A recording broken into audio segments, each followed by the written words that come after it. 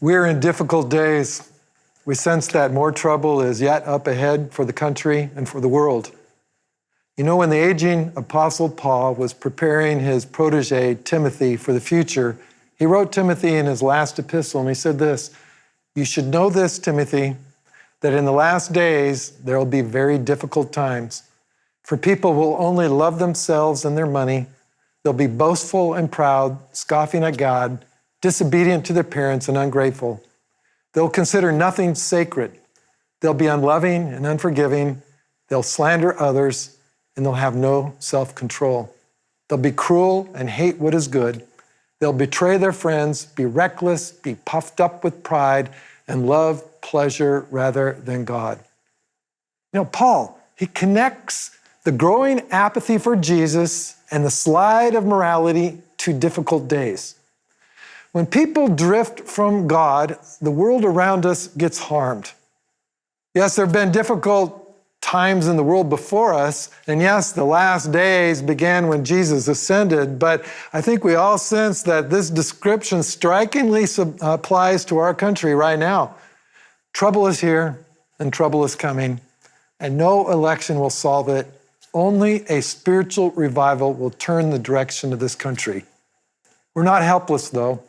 There's something powerful God's people can do. We can pray, and we can pray together.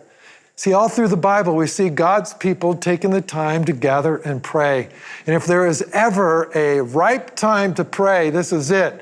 Right before the election, when so many people are thinking about the state of our country.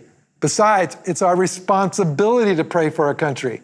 Paul said to Timothy, "I urge you, first of all, to pray for all people. Ask God to help them, intercede on their behalf, and give thanks for them. Pray this way for kings and all who are in authority, so that we can live peaceful and quiet lives marked by godliness and dignity."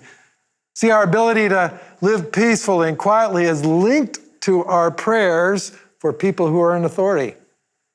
So on October 5th at the Hometown-Bloomington location from 8 a.m. in the morning to 11 a.m., for 3 hours, we're gathering to pray. We'll worship, we'll look in the mirror first, because judgment starts with the household of God. We're going to pray for our country. Please join us for this awesome responsibility we have as God's people in this country. And please invite someone to come with you. This is going to be a great discipleship opportunity because we learn how to seek God when we see others seek God. We're also going to call a fasting time during that morning. And if you want to fast all day, you can do that too. But see you on October 5th at 8 a.m. at Hometown-Bloomington. There'll be no childcare.